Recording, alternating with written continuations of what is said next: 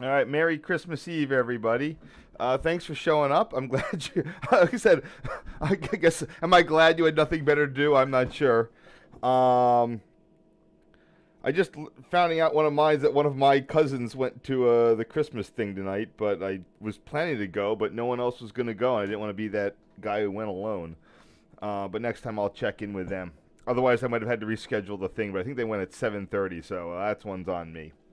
Anywho, this is going to be part 3 or 4 of my PRR Main Line trip of 2007, and we have gotten through Leaman Place, Cork interlocking, struggled with transit content at the Middletown and Hummlestown, and now we've gone past one end of the Rockville Bridge, and I think we've um, we've overshot a little bit, and we are continuing up the Buffalo line to an interesting signaling location that had many lives until it was ultimately resignaled in the 2000.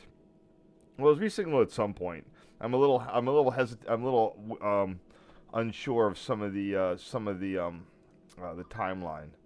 Let me just see what we're doing here right now. I didn't prep everything as much as I probably should have.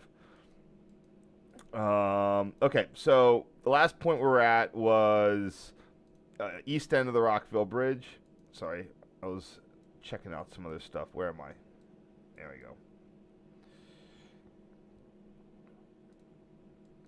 go. CP Rockville, CPY. The Buffalo line continues up. There seems to be some sort of weird yardy thing there. The Buffalo line has definitely decreased in importance since even the late 2000s, as the coal traffic that propped up the region utterly collapsed. I got my cousins are blowing me up because they're doing. I'm on a group chat and they're doing Christmas stuff. Anyway, Buffalo line. So when you're at the Rockville Bridge, you sort of have two options of where you want to go. You can go up or down. For whatever reason, I wanted to go up and check out this signal location. Where was that?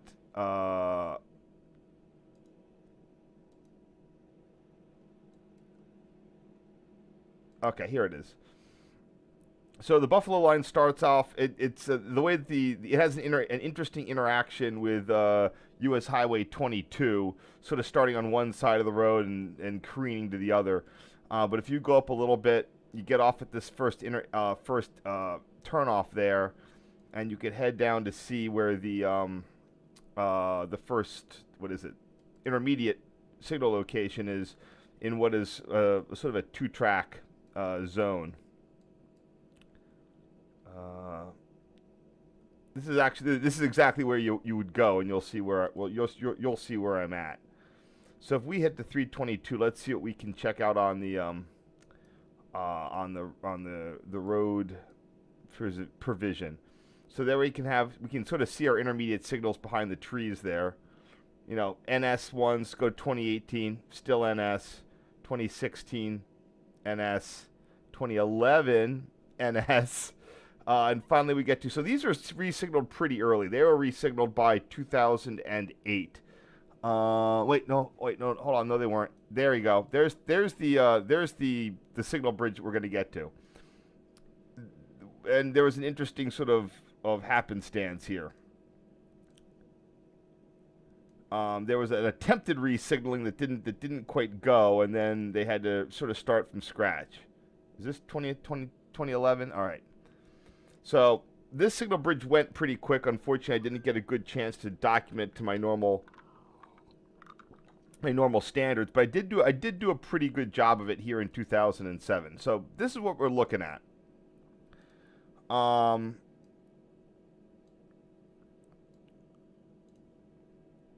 It is officially the milepost 304 intermediate. So it's the first one north of Rockville. The Buffalo line starts 0. Milepost 0 is at Buffalo, and it goes down to milepost 304 at Rockville. This was actually part of, if I go here to Rockville, this is actually part of the Rockville Bridge complex, or it was on the Rockville Bridge. Oh, sorry, it wasn't. I don't think it might have been on the Rockville Bridge machine. I'm not entirely certain. It's the location is noted as hex with a single 22L 22R signal or lever operated stuff there. I don't see those numbers repeated anywhere else. So this, I believe this was direct wire control from the Rockville Bridge interlocking machine. Or not the Rockville Bridge, the Rockville Tower interlocking machine. Oh, I already had it up. So if you go over here, we can actually check this out on the photo. Here you go. Okay, 1986. It appears that it was on the machine at some point and then got removed due to a it got removed because, like I said, it used to be part of Rockville interlocking, and then it got turned into an ABS location. So what are you looking for at this site? I'm sorry, I'm a little all over the place right now. Going up what became the Buffalo line, you had CPY. There were a couple of siding tracks. You could saw that giant bulge out next to the railroad, and then at this location was where it went back to effectively main track and a siding, and then eventually just a single main track. That next interlocking, known as Stony, would have been. See, that's also I'm unsure because Stony might have also been on the Rockville machine. And it looks like it is. So even though you would think that this would be a CTC type of setup, it looks like everything out to even Hex and Stony were both on the Rockville machine. I don't see anything anywhere else that could be here. Table machine. All switches electropneumatic except 23 and 27, which would be these guys. Okay, so that's on the machine. So Stony as a separate interlocking and Hex were on the Rockville machine. So they're that weird thing like Cork's Conestoga. It's kind of a separate interlocking, but still part of Rockville on the Model 14. So anyway, those were Stony is now CTC from someone, got CTC'd, and Hex was simply eliminated and converted into this ABS signal location. So you can sort of see how it went, where those two southbound signals were the original controlled signals for southbound traffic. This was an original ABS signal, an exit signal. Oh, that was just an auto. Sorry, that was just an auto. There was no the interlocking was only in service on the siding track there. And so that's original, the 920, the 923 of these guys. I think the Buffalo line got a mileposting because these are all like milepost 90. Possibly got mileposted from Renovo or Williamsport, but at some point Conrail came in and just kicked butt. Although this specific one is still on the original milepost of 92.3, and then this is 304.1. Anyway, that gives you just the context that this used to be part of Rockville. It used to be the Hex section of Rockville. It was then turned into an ABS signal location under Conrail, or before. I don't know exactly when. And then at some time in the early Conrail period, an attempt was made to replace this signal bridge with Conrail-style masts, as we can see here. They even have the relay hut was there. The masts are all in place, but they were never activated and never turned, and I don't know why. I mean, this is almost a decade after the Conrail merger. I don't know when these went up. I think they went up in the NS period, but NS went to installing its own style of signals pretty quick. So this is just I'd love to know the story here of why these went in but were never activated. Now, we got a few more years of the position light, but then we got, garbage NS signals. So I don't know if it was, this is 2007, so we're before the PTC mandate here. even happened.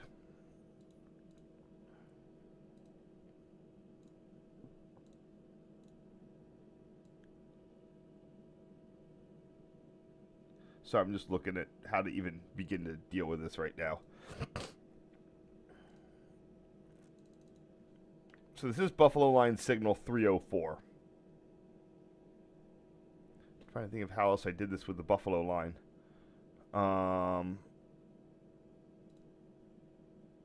Oh, I can go check here.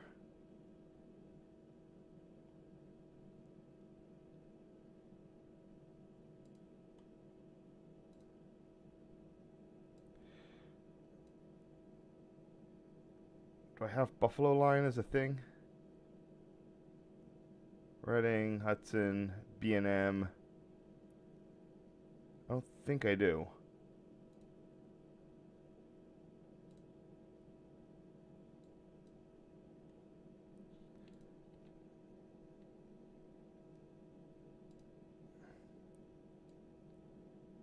So I'm just checking to see how I try to do this. CSX, DNH.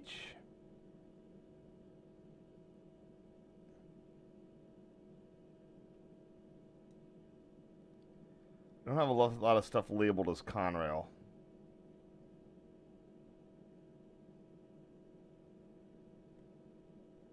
That would be before CSX.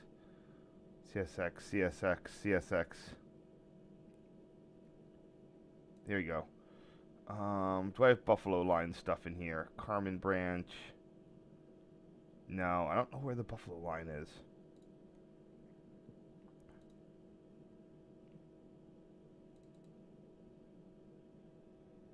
Oh, there it is. It's under my PRR Main Line survey. Okay.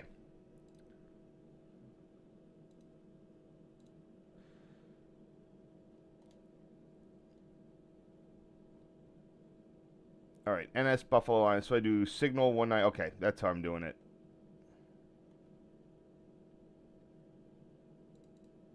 The closest one being 299. All right. Sorry about that. So these are just oddly numbered because they were non-standard. They were never they became this weird outlier of a signal bridge using non-standard nomenclature here. You know what? I'm gonna try to clarify this one a little bit with this fog. There it goes. That's better.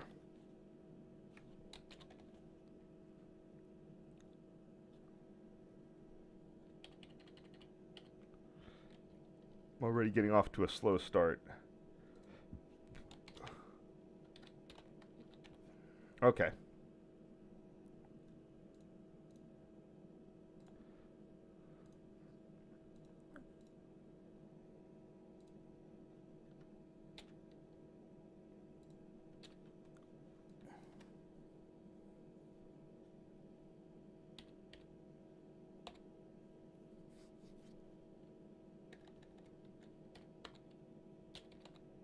Um,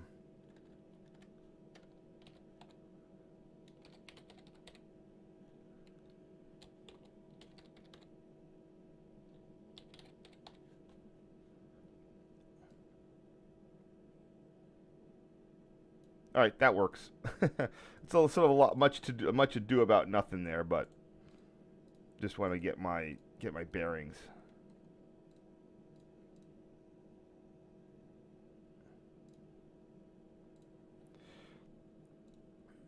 So the neat part is I know what these would be. So this would be actually it's a good question. Let's see. Let's go to my so that's a siding and that's going to be the Buffalo Line. So what's going to be track 1 and number 2?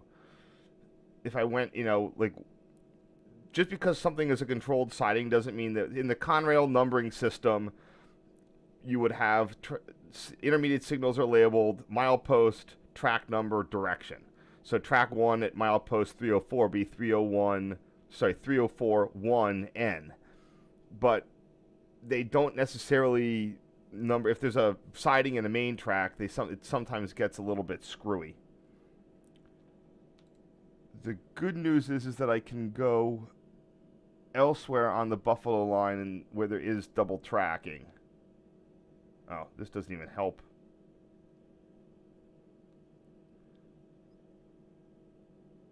These don't even have the track number on. Oh, because one of them is probably going to be a...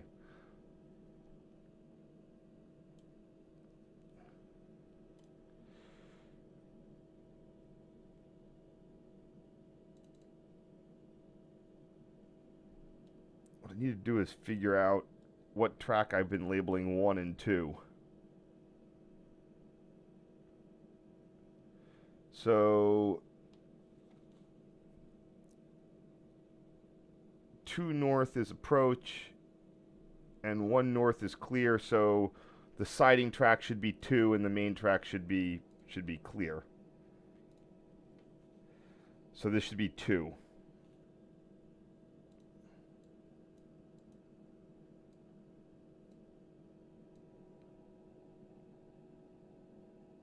Which is what I was expecting. So this would be the new, if these had gone into service, although the ones there are in service. This would be the 304 2N mast.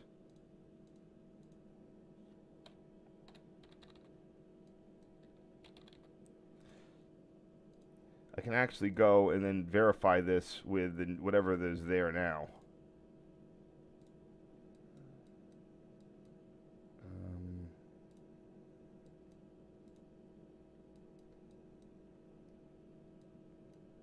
Can I see one?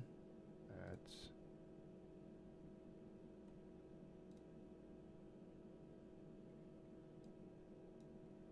Oh, there it is. Yep, 3042. Perfect. Exactly what I thought it was going to be.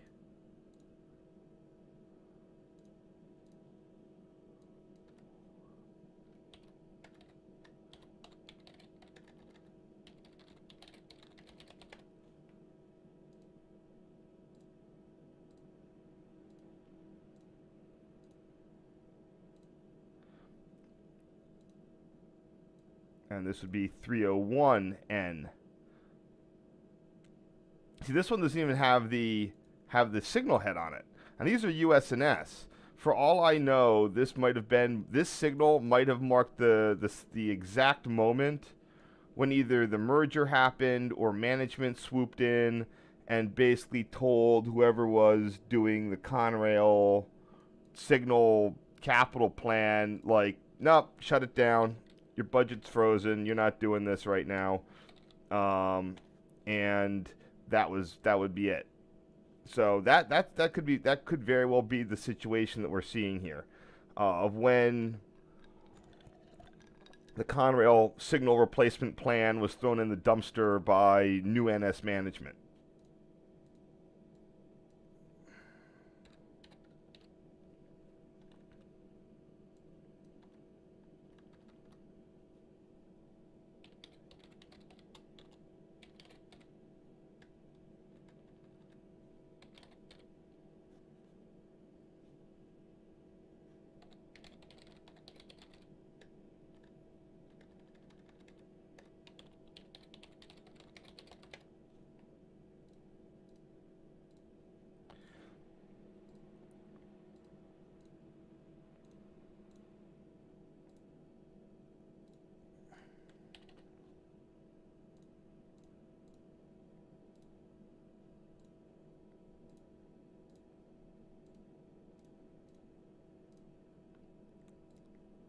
And finally, here we are looking at our signal bridge.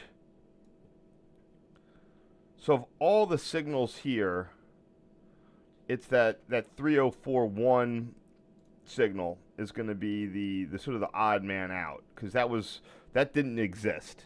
That was added at whatever point this became an intermediate. The other ones are, did exist with it. And the very weird part is that can display an approach slow for whatever reason. I have no idea. It could just be that was salvaged and maybe it never displays an approach slow. I'm not entirely sure. But the Stony was always a medium speed, so this would be approach should just display approach medium on that one that's marked 3041, despite the fact that that's also track 2.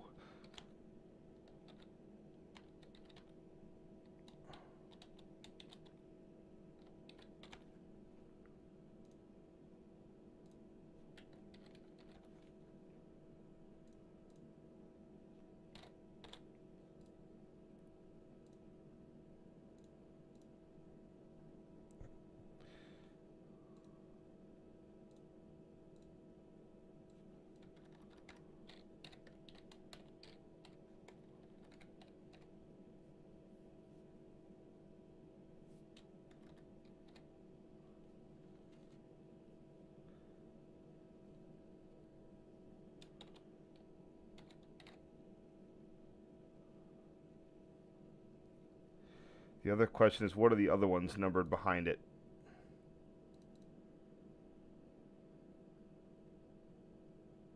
Oops, went the wrong way there.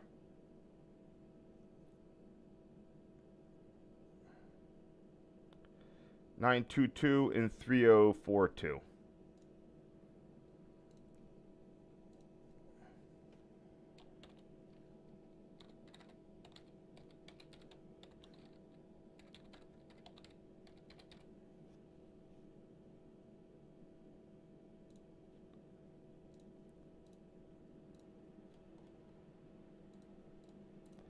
So trying my best with this, with what they're giving me here. So I don't know where, what the point of these, that lower head indication is for the approach slow. I have no idea how that would ever get displayed.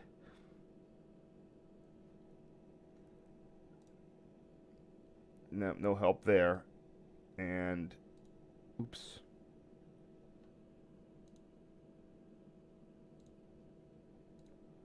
Not much help here either, although that would give that 22 RA does give a slow clear, but everything down at this end is,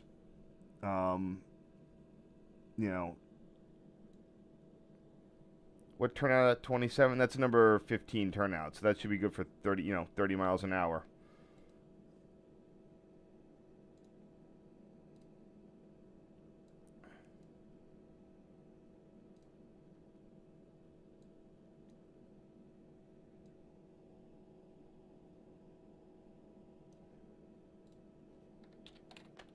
So just another angle here. It said it is entirely possible if they just grabbed this whole signal unit and just didn't feel like stripping off the parts. They just plunked it right on up there and didn't care that it had that lower slash. There could have been some other plan for this. It's very, very, very, very strange.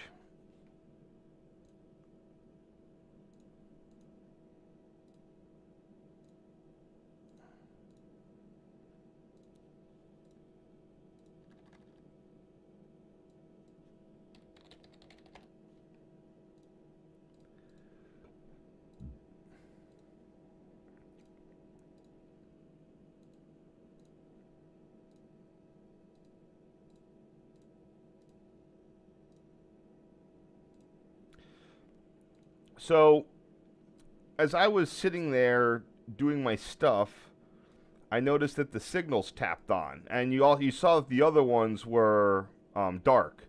Buffalo line is largely approach lit. I don't think that I was quite cognizant, but I think that I just walked to the other side of the signal and saw the signals are on. It's like, okay, I guess that they're on in this direction.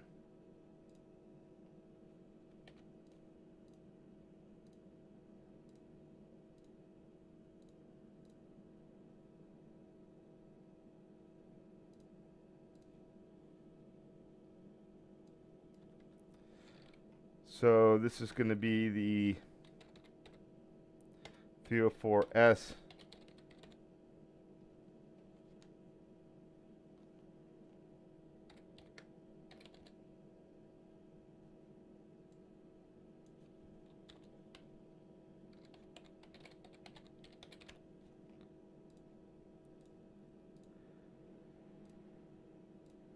But even with whatever we have here, I mean, we have two signals displaying approach. That means nothing's pulled up at CPY.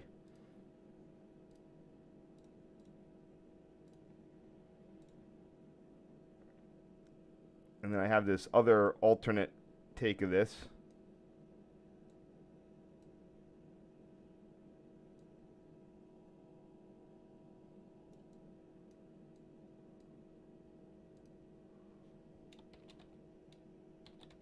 And you can see how the alignment used to go. Because there's that Rockville siding, and you can see where the switch and the stuff used to be, and Connell just, or someone, came right in and went boop. Remember I mentioned I was out with Chuchubob? There's Chuchubob right there.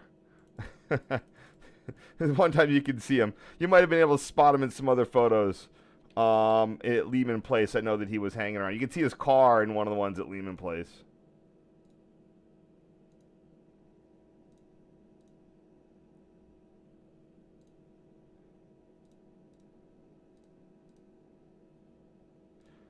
Oops.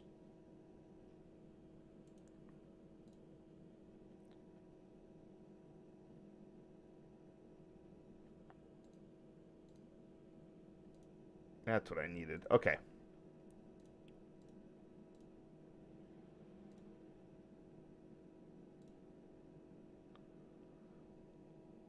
I really overly brightened these the last time. I'm not doing that now, but I don't know what, like, if if that's better or what. Oops. No wonder I'm having, this is too blue. I'm trying to get rid of blue and I'm getting rid of red instead. There it goes. Oops.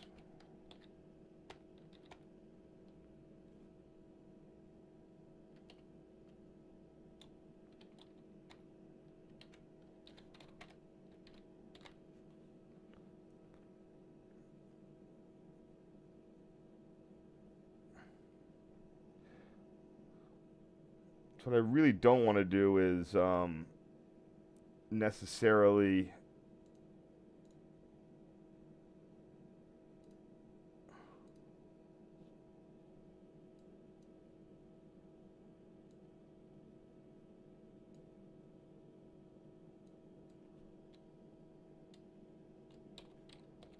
there we go.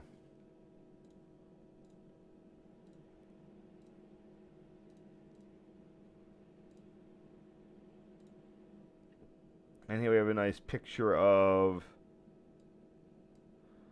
this. So I can't remember what the course of events were. I don't know if the signals on the opposite side lit up and I immediately ran to this side to catch whatever was displayed.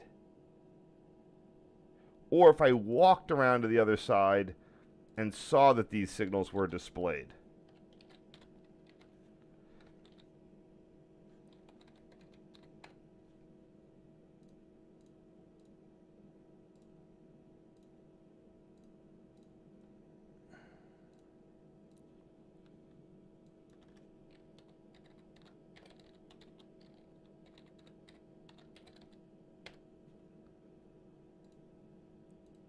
So just a quick look at what we're seeing here.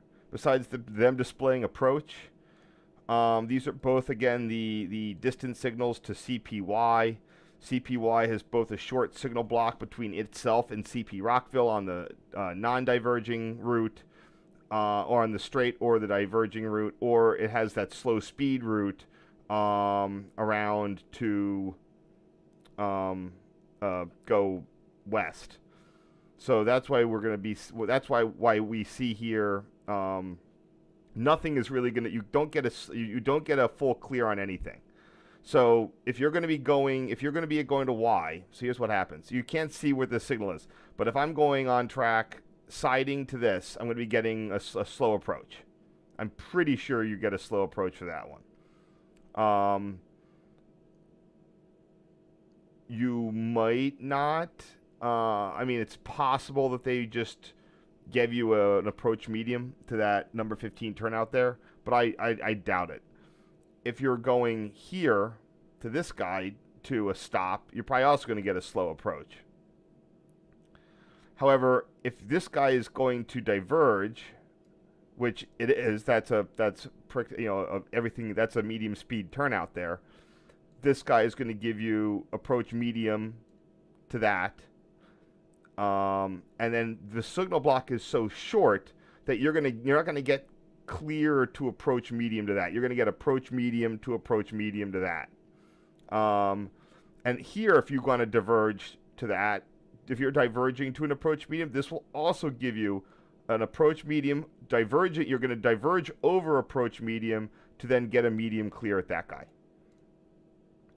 Is there a way that you can get a medium clear here? I don't think you can get a medium clear at CPY at 2E or 4E in the old configuration. Now today they don't care. You just get a straight clear no matter how it is.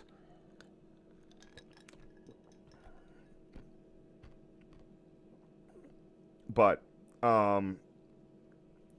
here at the distant, all of those approach mediums, that's why you can't get a straight clear at the distant. You're either going to get an approach medium, you're going to get approach medium to continue on to either go, basically you're going out the Rockville route, towards Harrisburg, or you're going to get an approach slow where you have a short signal block diverging to stop at CP Rockville, or you're going around the sharp Y to go west to either Nola Yard or to Pittsburgh. Now there's one legacy artifact here, the restricting hash. I don't know if this signal displays it. That's a remnant of the old interlocking. This Rockville siding A is gone. The alignment moved to Rockville siding B, and I don't know if you're going to still get that restricting if for a train in the block. You might, but I don't know. The signal can support it, but that just could be they were lazy and didn't feel like adjusting it.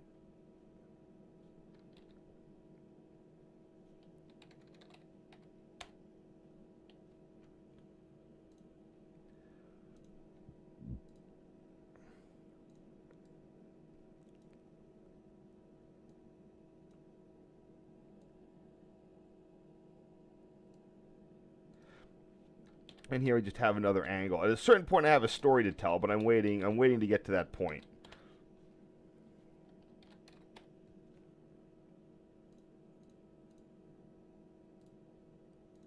Again, I'm sorry for the little bit of a slow start here.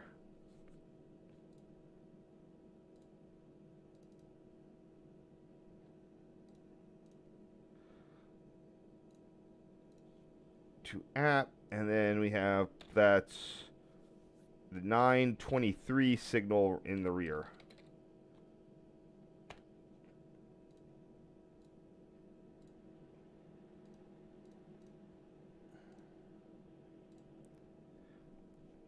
And one more.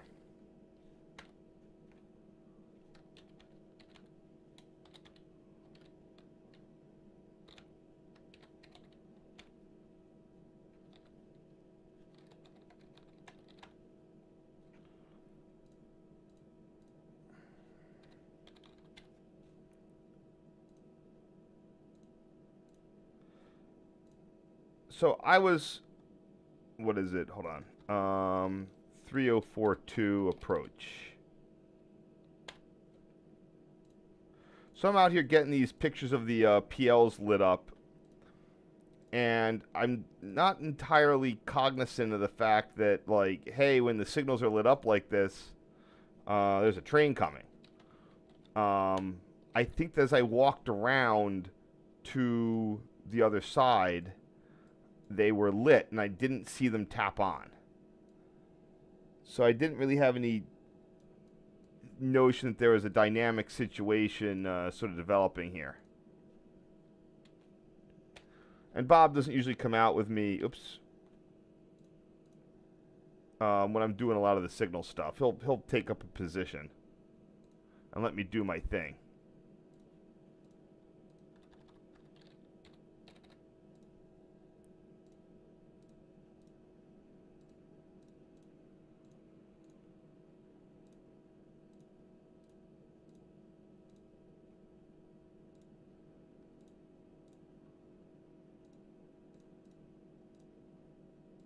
Well, anyway, the train came from around the corner, and I wasn't in any danger, but he got close enough that he had to lay on the horn, which is a little bit embarrassing. as I'm running around here. But I was treated to this high hood Southern SD whatever. It was going to be probably a GP38. I do have my Southern my NS roster here. So that's 5025. Yep, that's going to be a GP38-2. So that was a little embarrassing. This is before they were chopping down all the high hoods. So NS really loved running some of their non-cab signal equipped I'll say fleet on. So the Buffalo line was non-cab signal equipped and didn't need cab signaled locomotives. The question is, did I get a handle on what that guy's number is? Just can't quite see it there. Looks like it begins with a 3, like a 3-7.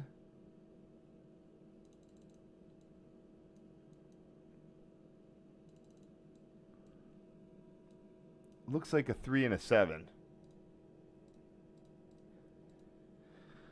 Which would be... No, that's probably an SD40 in the 3400 series or 3300 series. It's got to be somewhere in there.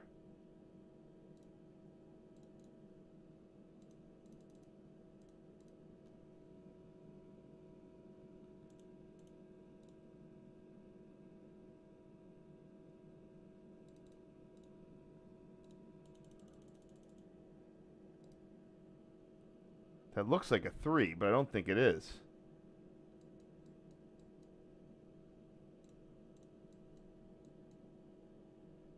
It also looks like it's going to be a twin axle.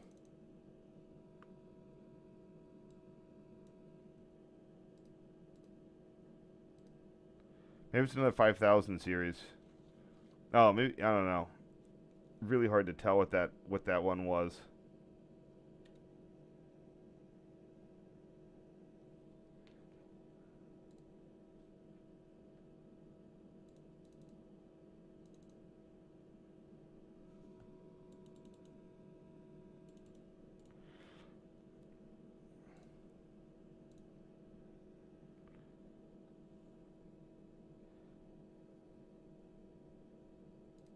Are there any 3000 series GP38s or any GP38s in that area?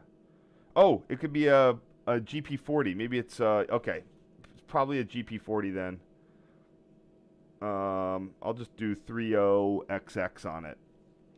Or oh, maybe it's a 3. Yeah, it's some GP40. Maybe a 3200 series or a 3300 series. Probably 32 is the most logical thing that could be mistaken for a 3.7.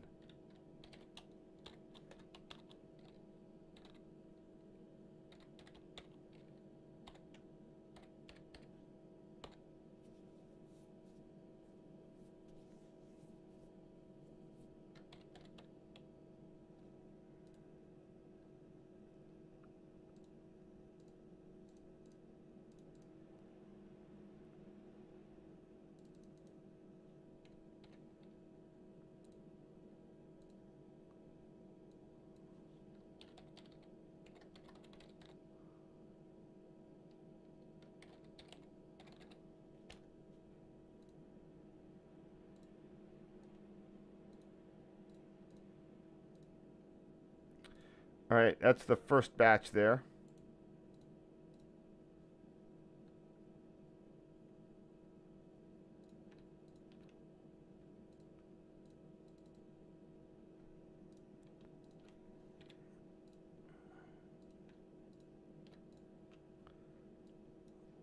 We'll see if people have any questions or are rapidly pointing out that I make all the mistakes I'm making.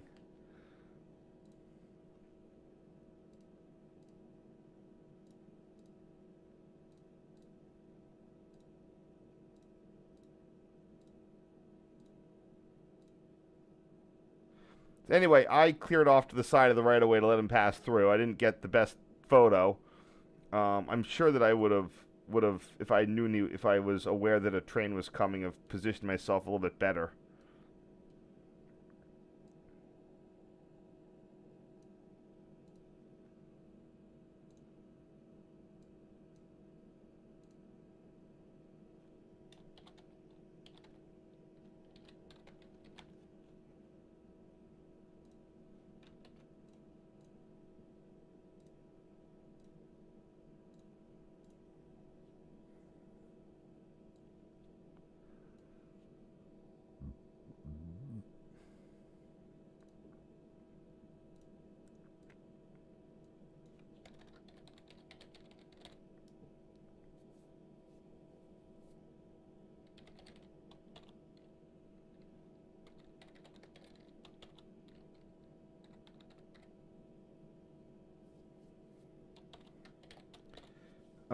Plus, what is it? 50.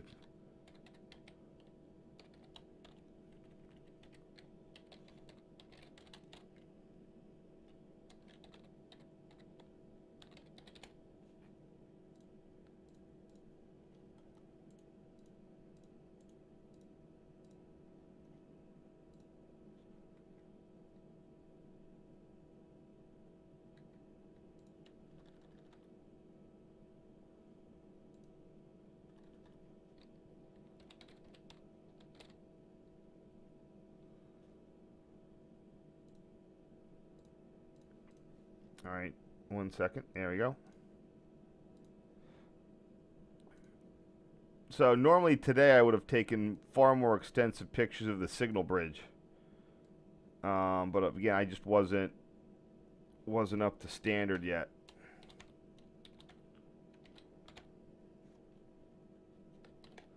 I do like the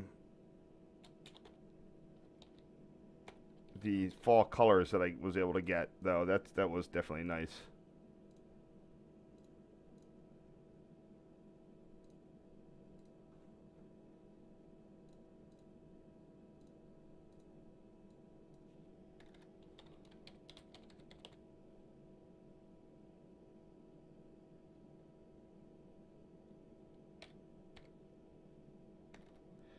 Is this the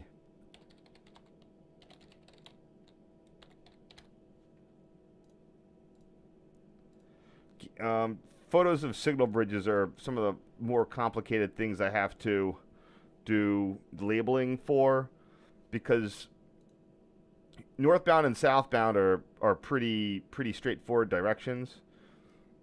But signal bridges themselves have stuff that's like, what, how do you describe the different uprights and the footings? What is this part of it versus that? Left, right? Well, it's opposite on the other side. I tend to like going with direction. So that's west, that's east. That's unambiguous if I use that sort of system.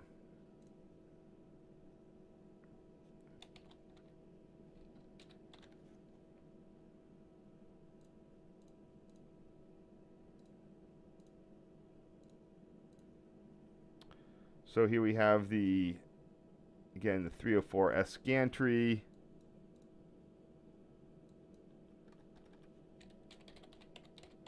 Main track is approach. And we have the NS gondola there, 331184.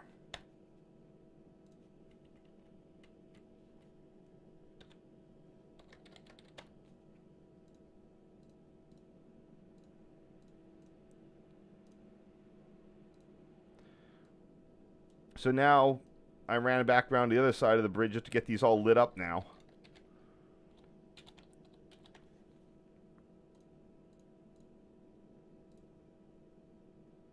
So the beauty is that I can go and just pretty much reuse the same file names.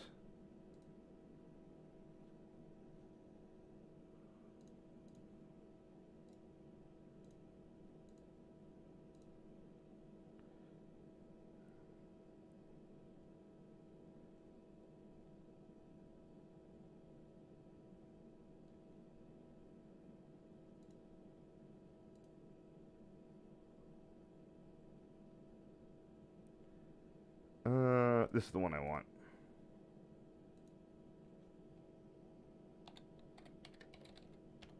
Perfect.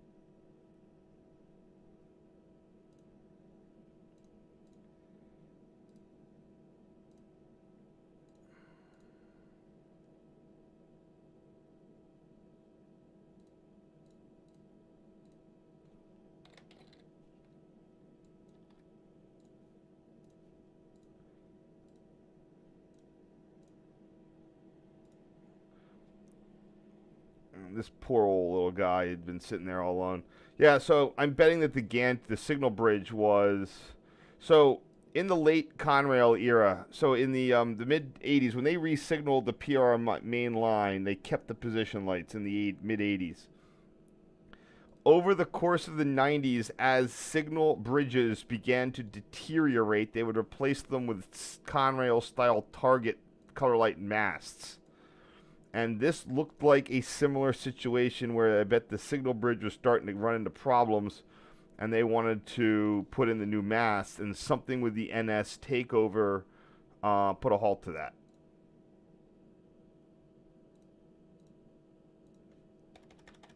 Nine 923 approach. And this is the east corner. And it's northbound.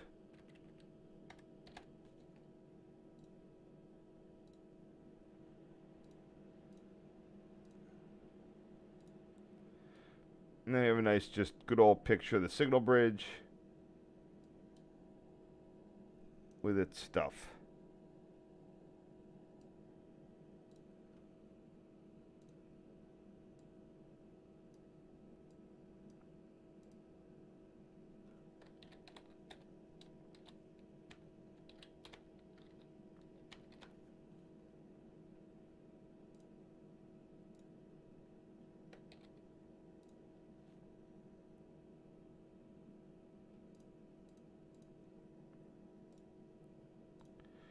And so we sort of have a reversal. Instead of being dark, the signal bridge here is now displaying, you know, 2 approach indications.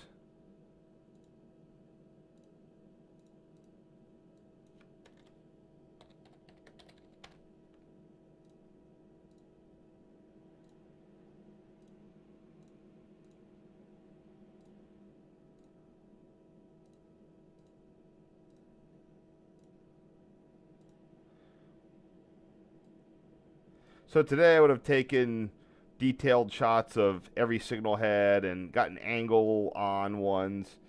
So, you know, much less extensive now, but, you know, I got everything. You know, I got, like, at least the forward-facing stuff for everything.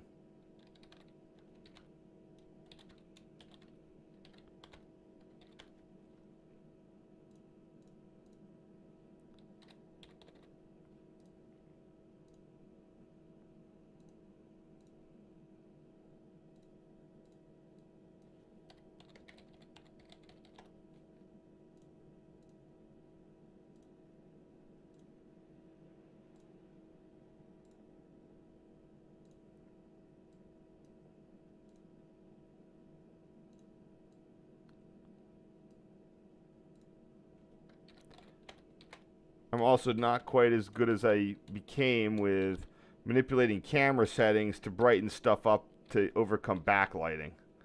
I know you can do a lot of that in post. I prefer to do it in camera, just so I know what I have.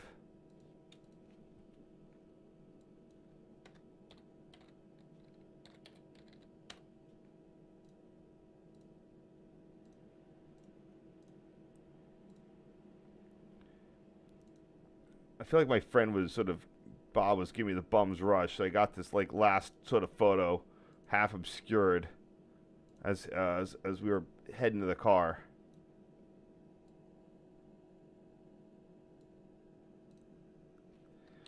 About 10 years after that, when the main line was also being resignaled, I was able to devote a lot more my own time and resources to get proper documentation.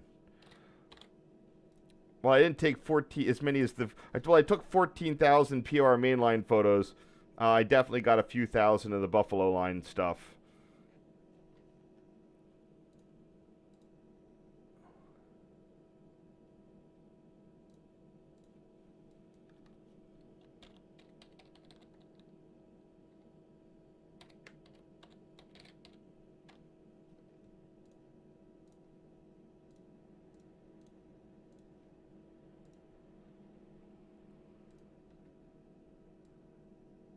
Oh, we got one more, it looks like. I think as I was heading to the car, I realized that I wanted to get one with the new signal masts in there.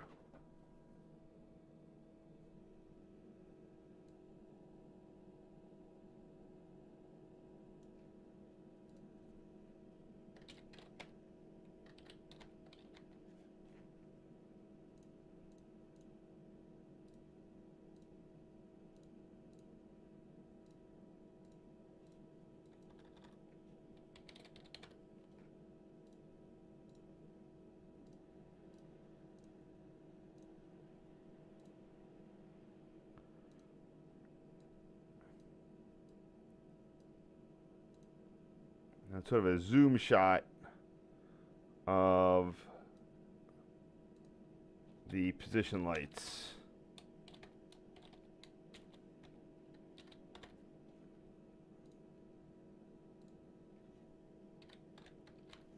That's not bad.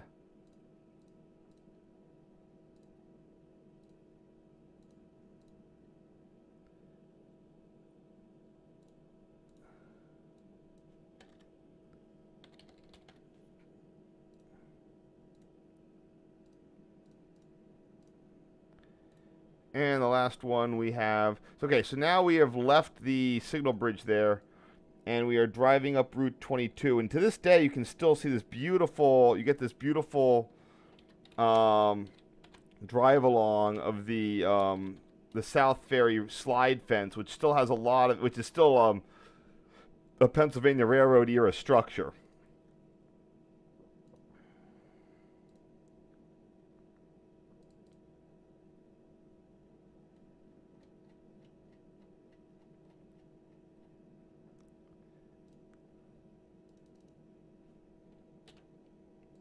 I should have a milepost on this, but I don't. I might though.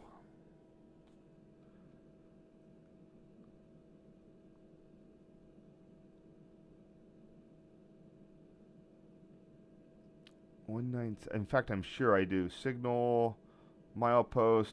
Do I? Maybe I don't.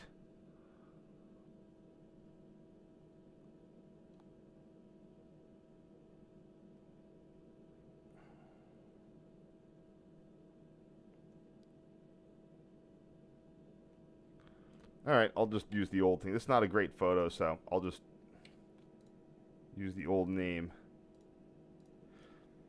Now, if you're wondering about it, that South Ferry slide fence is located. So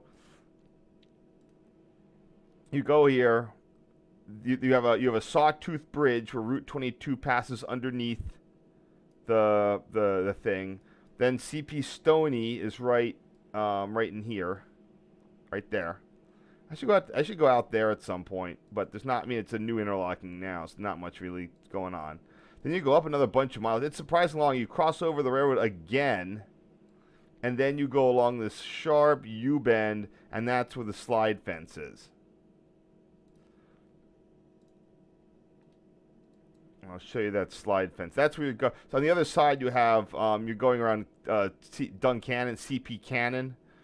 That's where you're cutting through the hill and valley part, and it's interesting to see coming through Harrisburg of how many hills and valleys the Susquehanna just cuts itself through. run effectively right at Rockville, run a little bit at Banks, and then one additional one right here. This is where the Appalachian Trail comes down. Oh, and there's the slide fence. It's going to be on this side here.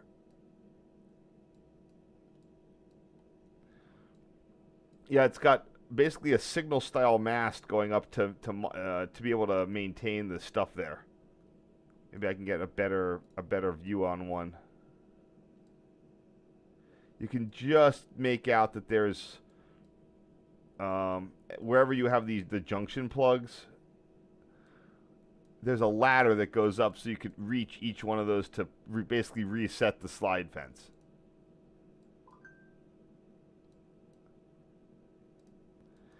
And finally we get around to South Ferry. Now I have a picture here of where the AT crosses right here. There's the Appalachian Trail crossing the railroad right there.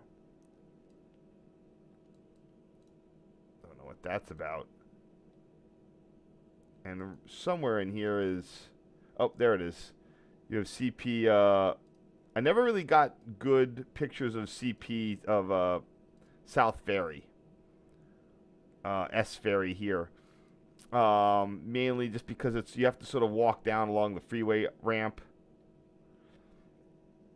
It was also re-signaled. It had its signals replaced, but not re-signaled. It has the old PRR relay hut until like 2018. So here in 2012. This was notable for having the rare slide protection placards on the signals. I don't have a lot of good photos of this, unfortunately.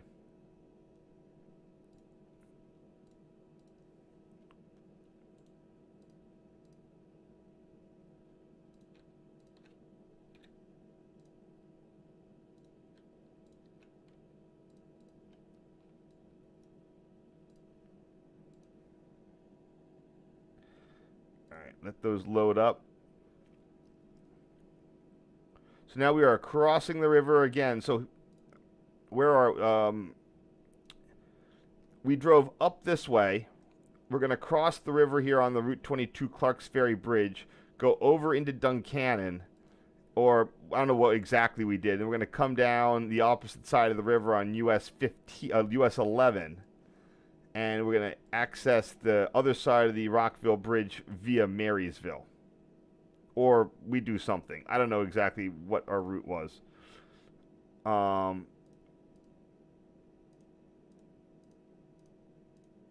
Yeah, but there's Cove. And then there's a train. I'm going to dump that photo. That's pointless. Yeah, so I don't have a lot of good South Ferry photos. I have a couple from that train chase. And then I just didn't bother to go up there again until suddenly the signals were gone. So that's on me. But at this point, we're into the Buffalo Line CTC zone.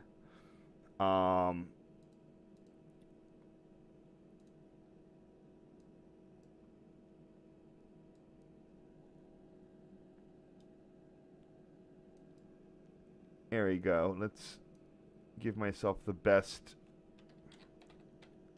thing here. This is was one of the rare PRR uses of.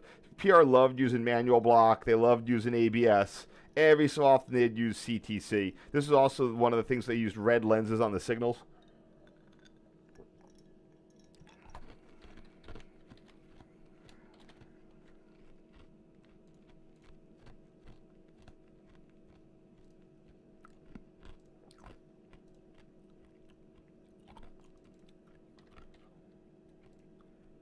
So I can go, there's CP Stony. Oh, there are the signals. See, this is showing them as 92.2E, 91E, 92, but I don't know what's going on here. It's milepost 302.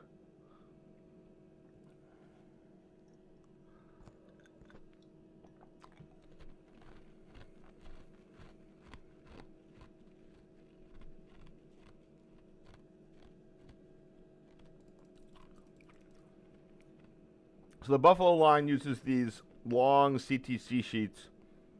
So here you have South Ferry. So you have to sort of dive in there and look what it is. 10L, 10R, 12R. So this is the Case Tower had the CTC machine for this. So this is all traditional CTC where you just have two levers effectively per interlocking. So this is going to be the 10R and the 9 switch. Well, there's no switch there. So it's South Ferry, milepost 297, and then the 10R.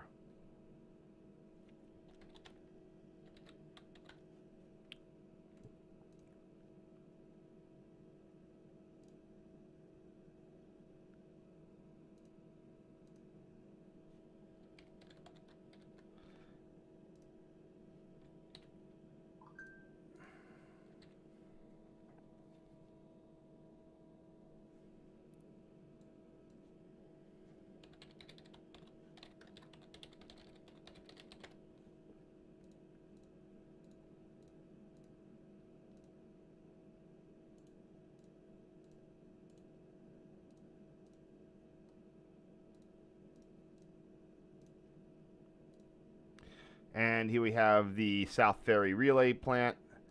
The PRR got a whole raft of these. Some company made them. This is again one of those cool early generation of CTC hardwares. Today, this is the forerunner of the stainless steel huts that are dropped in all over the place. But back in the early whatevers, these huts were going to be made out of poured concrete, panel concrete, all sorts of weird materials, because the prefab type of materials we have today just didn't exist yet.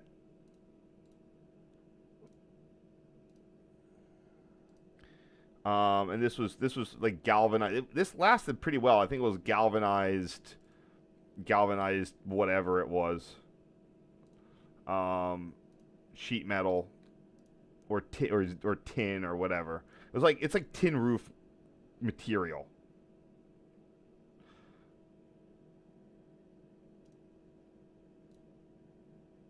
I don't know. I know where this is, but I really don't care, and it's not a good photo. I'm gonna cut that one for cause. So here we have the old Cove signal bridge. This is now gone, but this was replaced a 3-track PRPL bridge. This was a very well-known location up into the early 2000s when this went in. I did actually go get photos before it went away in 2018. Now it's a signal indication point.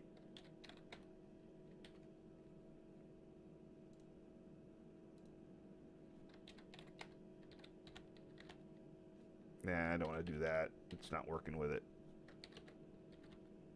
Yeah, it's getting too dark then. This is an outside the car photo, if you hadn't noticed that.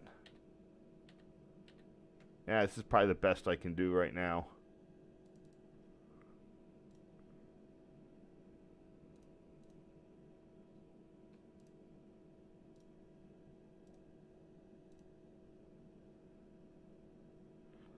Pittsburgh line? Oh, Jesus. But see, I really cleaned that up. Maybe that is better.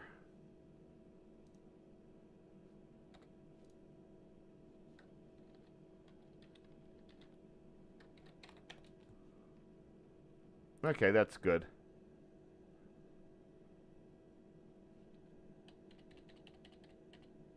All right.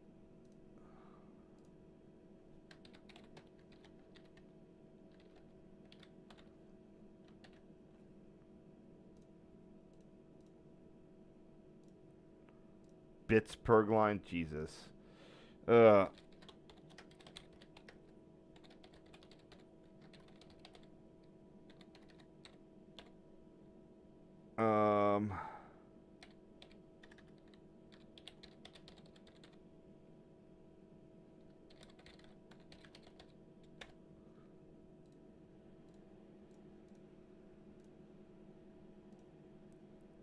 Oh, wow, I guess I missed the Pennsylvanian there, derp.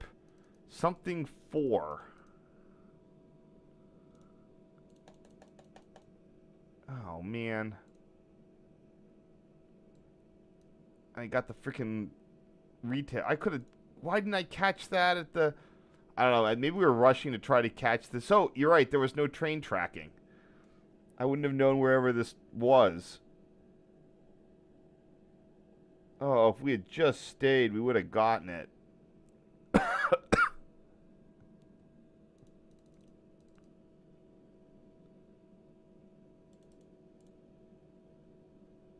Man, I cannot tell what that other number is.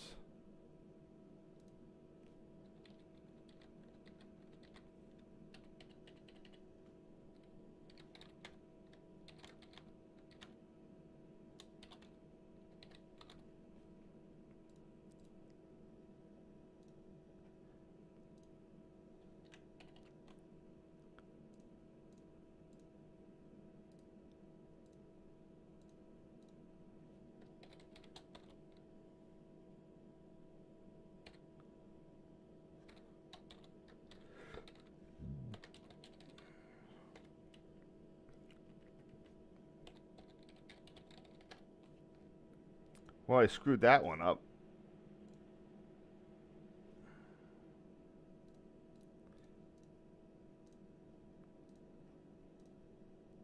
I even cut it from the final batch. Okay, so here's where we're at. So we're coming down Duncannon. Cove is right there, the famous milepost 116 triple signal. Huh. This is a very old... This is a very old whatever, because that signal hasn't been there for quite some time. And Google still has it on overhead.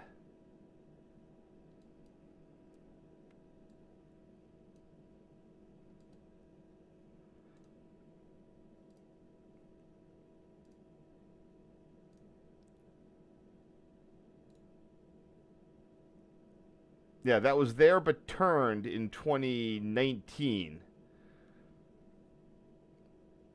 Yeah, this is very old overhead photo there. Okay, anyway.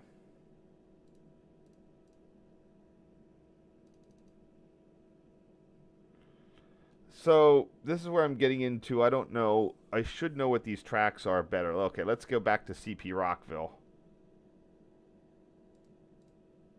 Oh, okay, here we go. So, this diagram's not helpful. Let me go up onto the overhead here. The Rockville Bridge used to have a quite different layout. You have... It's basically a double flying junction with tracks going both down to Enola Yard. You want to be able to have movements that can go from Enola to the other side of Harrisburg. You want to have movements that can go straight up to Pittsburgh and to and from, and also not have them conflict with stuff coming across the bridge. Over the years, tracks have been added and demolished and removed, and now there's a whole weird set of tunnels that aren't used or partially used. Like this used to be 2 tracks. Here we have 2 tracks on that underpass. That looks good. But here's a 1-track underpass. So there's a track. There's another one. It's sort of hard to tell where the various things are. So there's one. There's comes out there. I think that's the most famous unused tunnel. But here we have... This bridge is in Mary interlocking, so I should just go with that. That is the O-track flyover at Mary interlocking. Or, not, it's not quite there.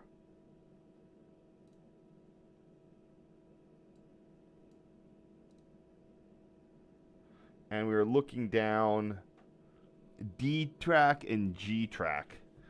D and G running, which go into Enola Yard. Technically, this is still part of the Enola branch. How to handle this, I'm not entirely sure.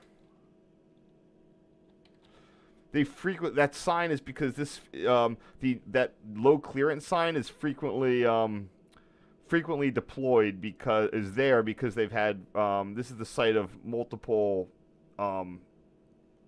high car issues. You know, you're assembling a train and it hasn't really gotten out of the yard yet, and they need those tracks to drill. Um, but, you know, that leads to mistakes. So I did go back there in 2007.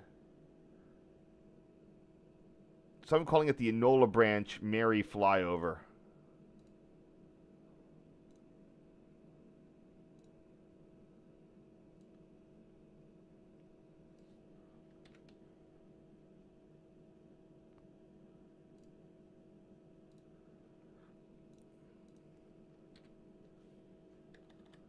Plus D. And you can see the tunnel there. For that used to be part of the flyover, you know, to get stuff out of Enola and onto the eastbound or westbound side of the whatchamacallit, the PRR Main Line. I didn't quite have the zoom capacity to get that picture in this.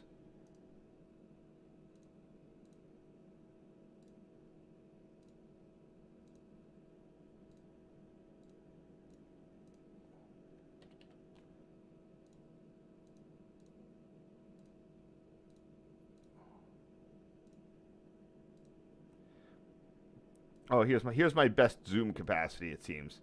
And you can see the famous little abandoned tunnels there. So today you don't really need these. You just need one flying junction. You got the center. Effectively, you have the center tracks that come out from CP Banks, and you have CP Mary that provides an interlock connection at the high level to go right into Enola. And on the other side, you have the other part of Mary provides a high level, like literally it's that grade level to get into Enola Yard.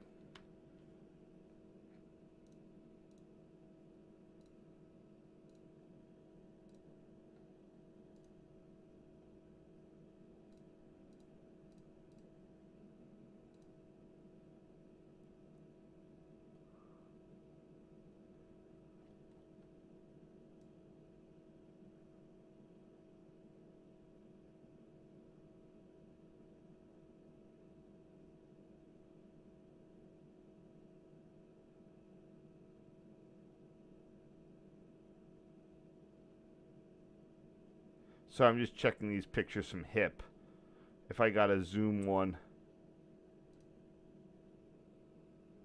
Oh, that's cool. Got a little meat there.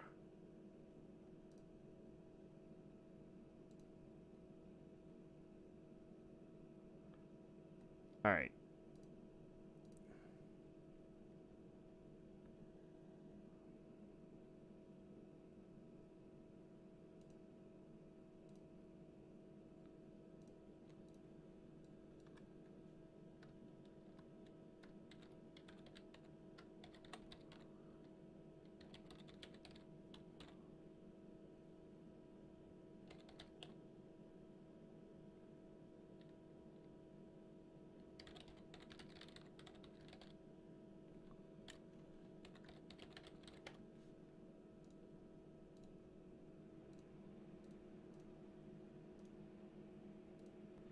And here we are looking the other way. So here is the high level.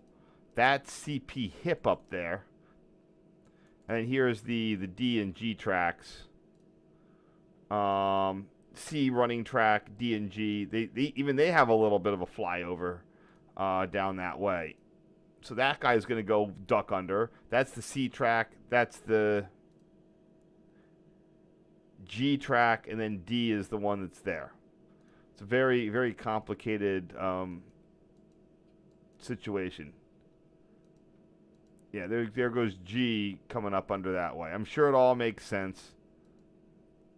Oh, here's a fun. It all leads to this bridge where you can see, you know, you get a good view of stuff. There's a strange interlocking in here called CP111L, and it's right there. This switch, that.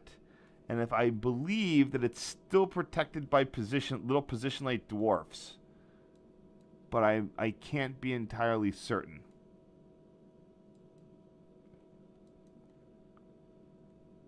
They'd be there and there. Now they could have put in color lights for all I know, but it's non PTC territory. It's all restricted speed, so that's the type of stuff where those things can sort of hang on.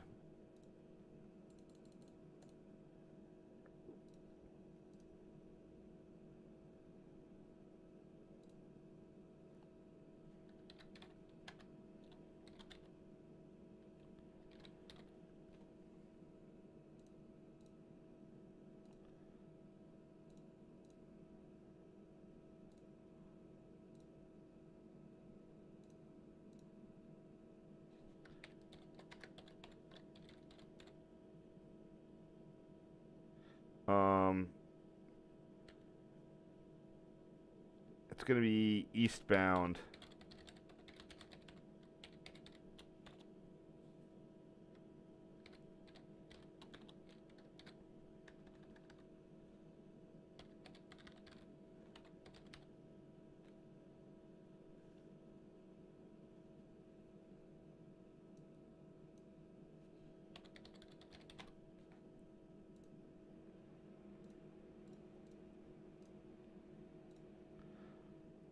So here we have a high car. You know, they always put the high car detectors around a NOLA yard, but because of how they drill stuff, they don't have one. Like in theory, they can bring a high car all the way up to there to get their switching move done, but frequently they forget or do something, and then it ends up crushing against that bridge.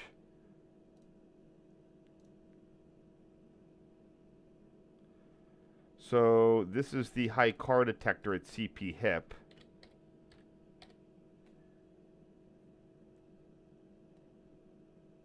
And so that's the track 0 high car detector there.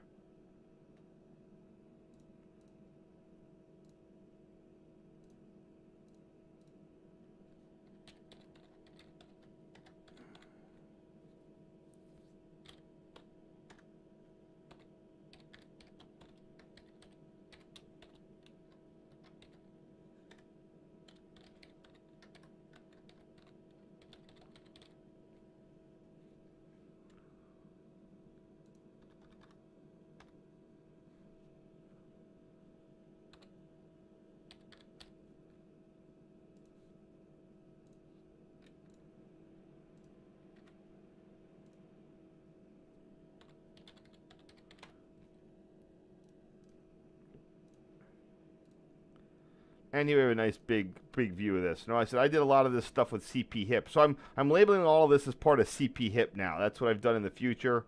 That's what I'm going to be doing now.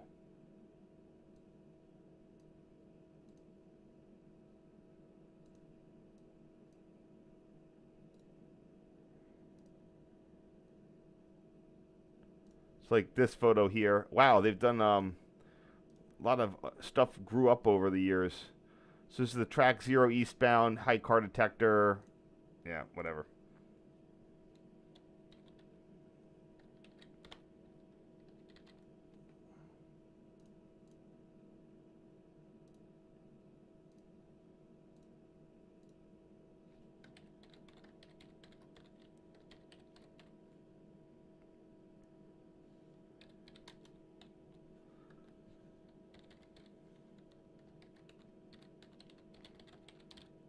So an interesting thing, for the longest time after NS had gone around turning all of its defect detector recordings to NS, the ones at Hip and Banks stayed Conrail because they were interlocked with the interlocking route logic, because you would have different high car alarms depending on your route. So because that would require retesting the interlocking and was be expensive, they left the, because you're altering the interlocking, those recordings were left alone and stayed CP Banks and CP Hip a good decade beyond, possibly even until like 2018. I think that's actually the case.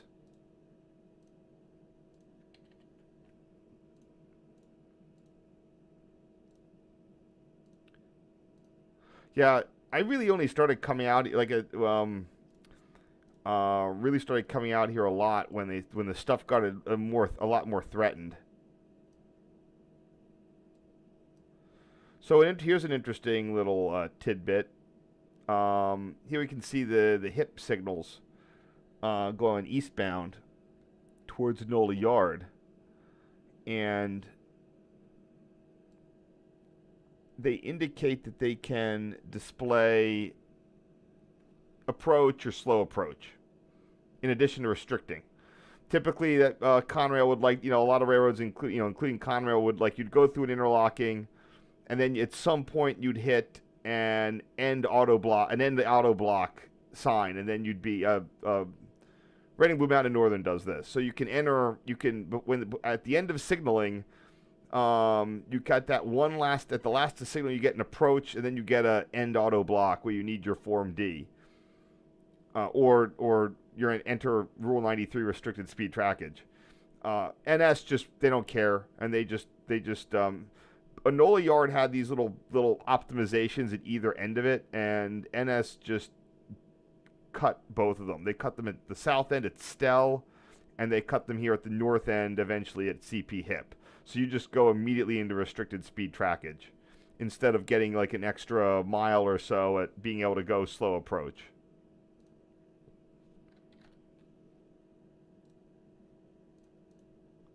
See, I didn't know what these signals were, but now I do. That's the 4E is the dwarf, and the 2E is the mast.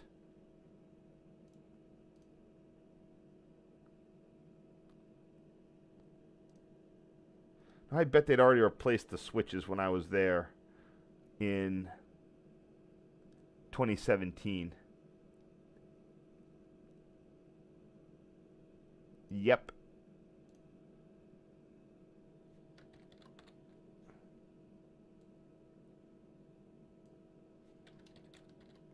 That's the 4E.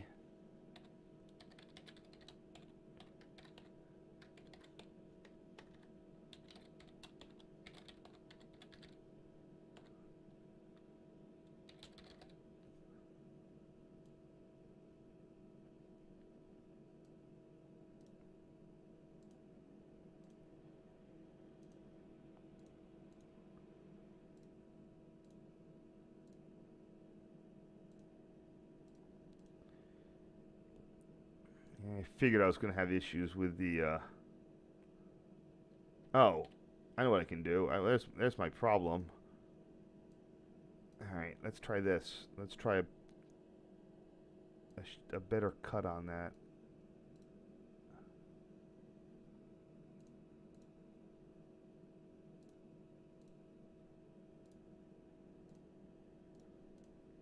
That's good enough.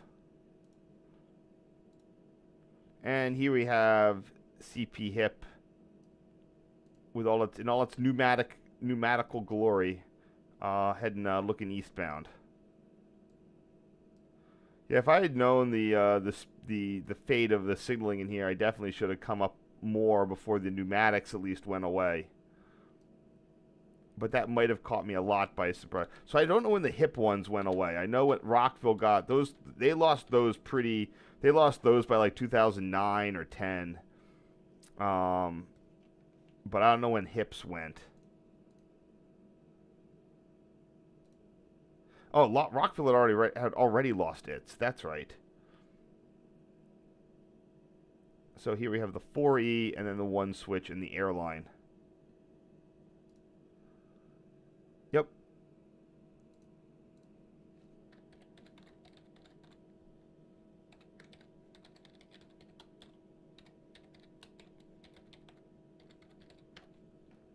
If I make any references to airlines in this, it's because it'll instantly disambiguate me from my 2017 photos.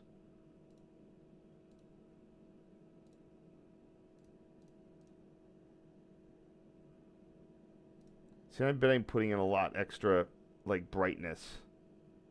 So I don't know what's better, because I don't like blowing out the photo.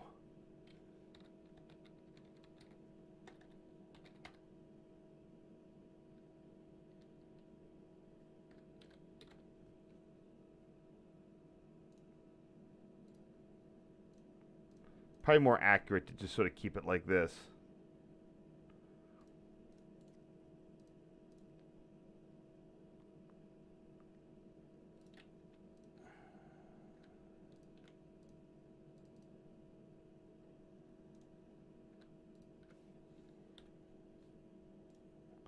Alright, we're down to our last batch here. Let me just check one thing. If we make that cut, we're gonna have 48 tomorrow. That's absolutely perfect.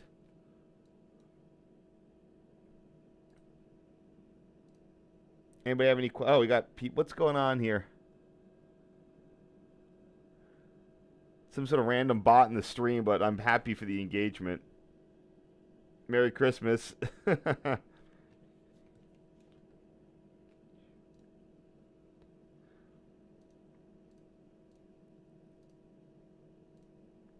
You're just starting to see me take good advantage and good pictures of stuff here.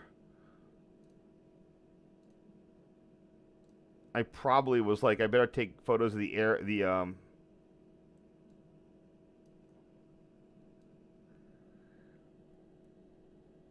air switches because they might go away. All right, so I already have a disambiguation problem.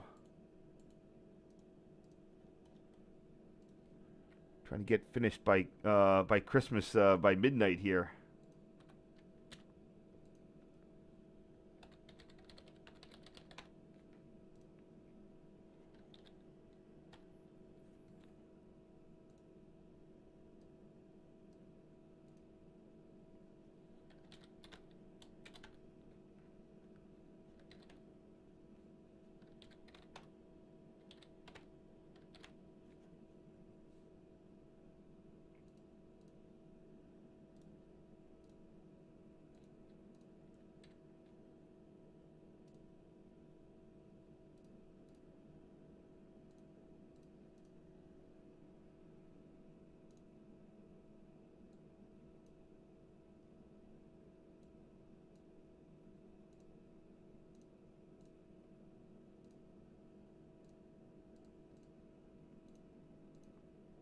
Just checking a couple things. All right, there we're good.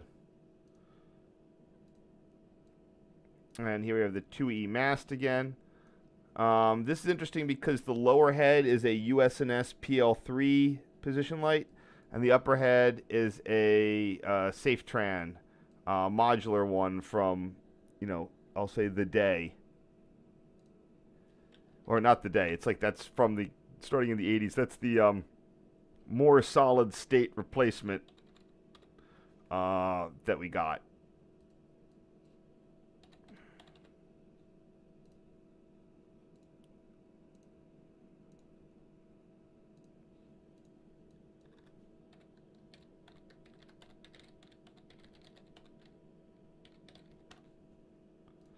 When I say solid state, that's because the USNS ones were designed way back in the 20s, and they're designed to take a very low power light bulb in the 5 watt, maybe no more than 15, and throw that light a distance. And the way it uses that was an internal parabolic mirror.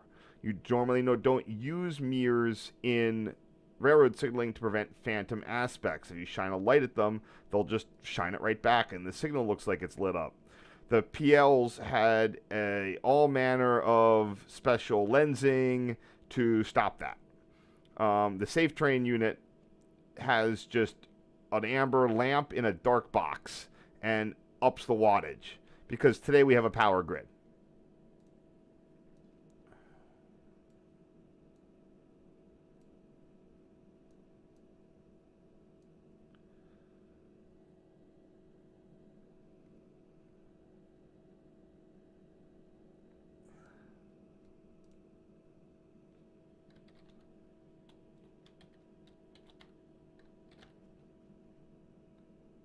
I always notice the wasp nests that are in these guys.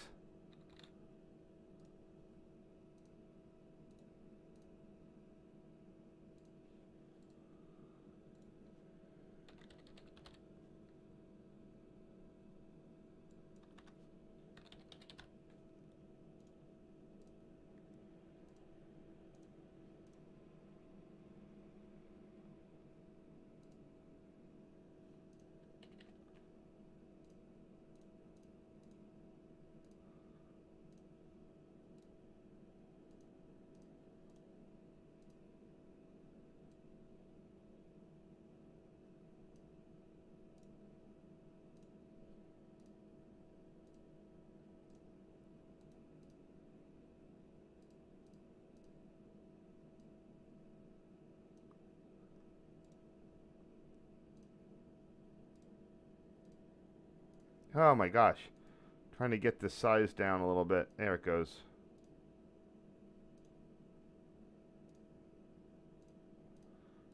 That works. Okay, next.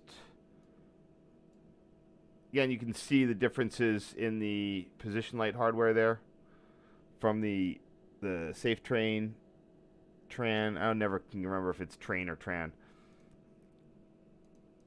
So they have a central hub, junction box.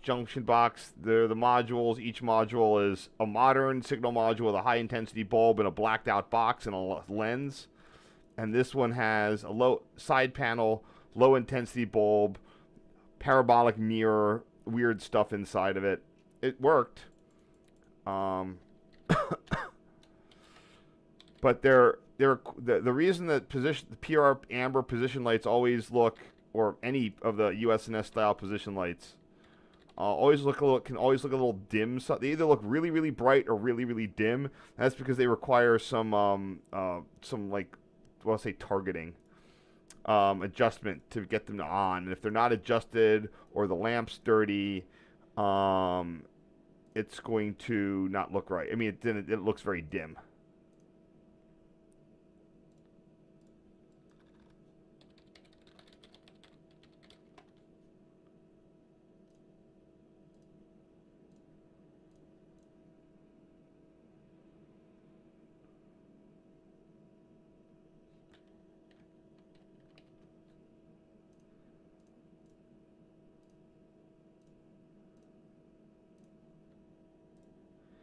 And here we have the 1B switch. Is it 1A or 1B?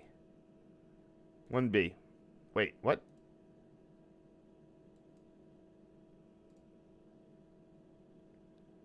That's not right. This isn't the 1 switch, is the 3 switch. The 1 switch isn't on the diagram.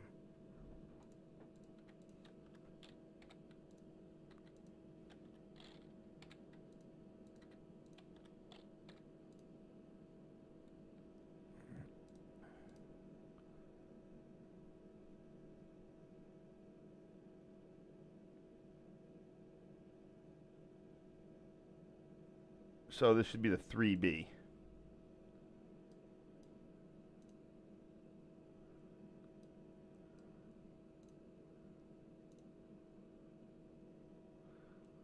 All right, that looks good enough.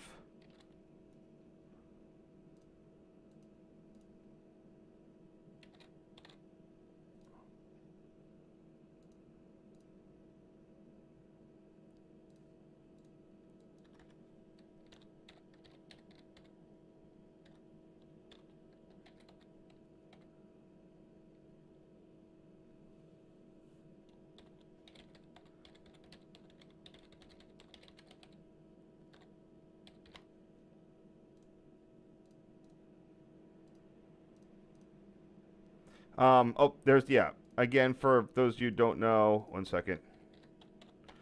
There's the CP valve unit, which controls the piston that runs the switch. There's the air switch itself, points, and there's the air line feeding it. Oops, wrong way. I don't usually have stuff that needs rotation, but every so often the auto rotate throws a fit and doesn't work very well. All right, looks good.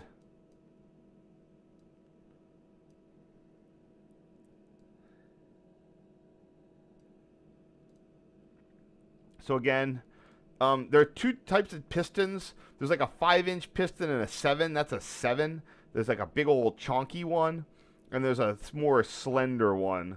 That's the chonk. There's your one, then the other. That goes in. There's surprisingly not much in there, but your point detection is in there. There's a ratchet system. It's not like a rack and pinion. It's sort of like a slide bar that then in one move just moves the switch points. Detections it up in there, and there's your piston. A lot of work went in to designing this system so it wouldn't just throw randomly under a train.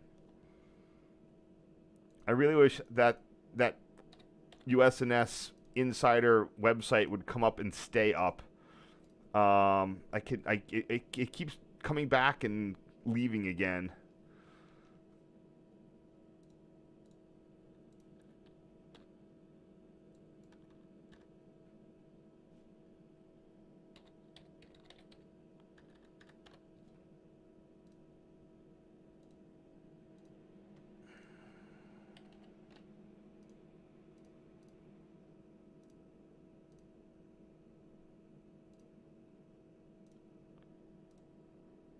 And here we have the other end of the switch, the 3A, and CP hip itself.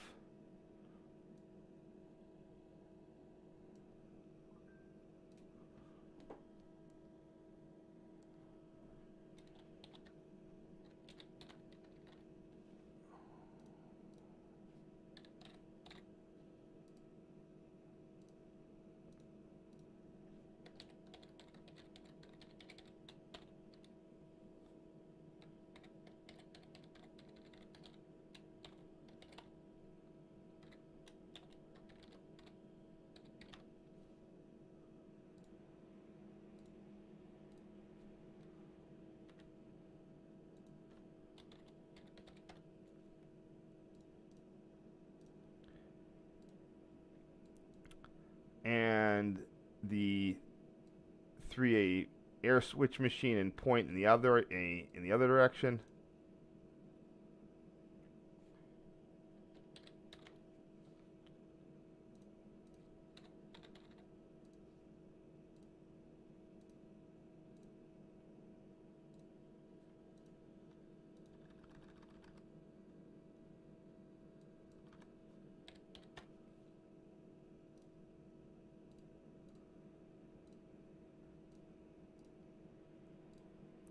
CP hip.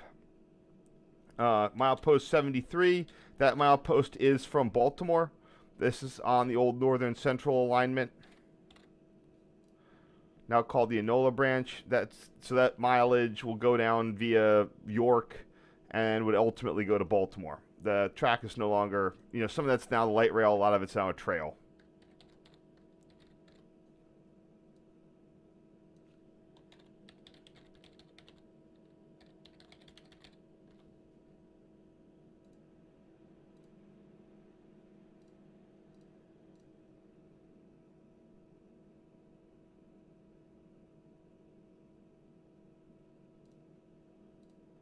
Here we have the air plant.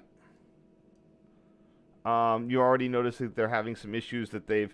So when the old, what I call the air pipeline starts running into problems, that's when they have to break out the sort of the compressed air hoses there.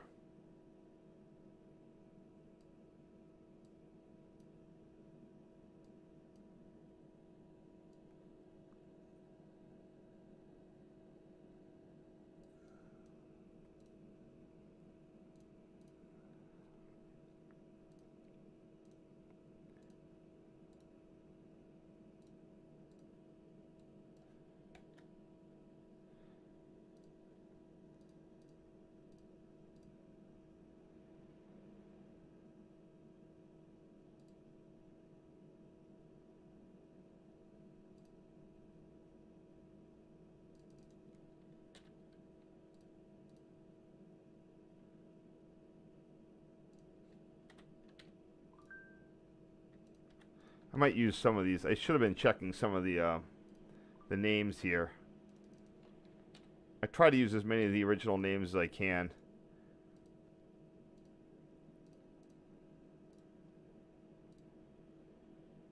Oh yeah, see, this is the one.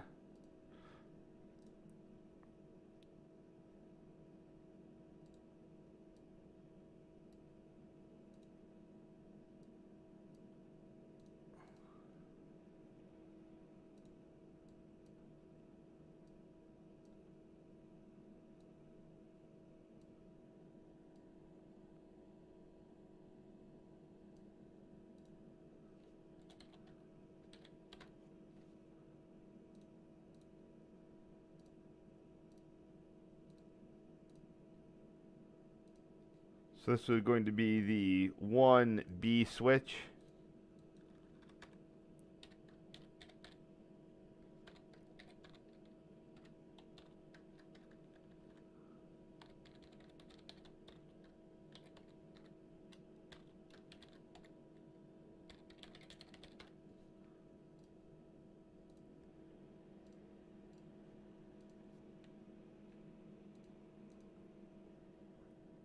Sorry, this is what's getting into a little bit of the whatevers.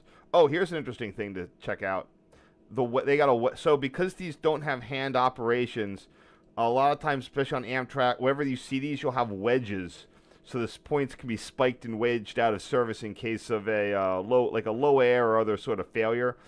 These will fail more often than not, more than the newer stuff. So wedges were always around. So you put a spike in on one side, you put the wedge in at the other side, and then if there's like an air failure or something, you're good to go.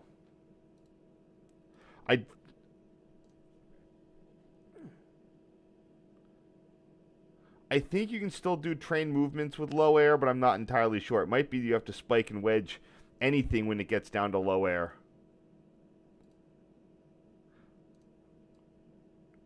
But something tells me that that's not accurate.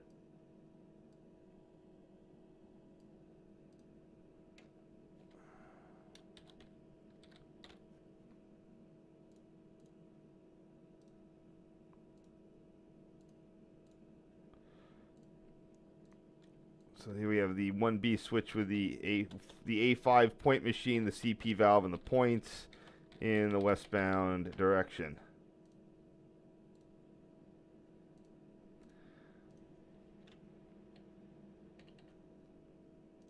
There is, like I said, there was an A1 point machine. I guess A would be for air. The M3 would be motor, I guess. The A1s are sort of known, they sort of look like a little dome instead of the square little sheet metal cover, and the cover covers more of it. Then there's the A5. The A10 is the small one with 2 pistons you see on rapid transit. Those are still produced, I believe. Maybe. All right, that's it for the day. See if we have any questions.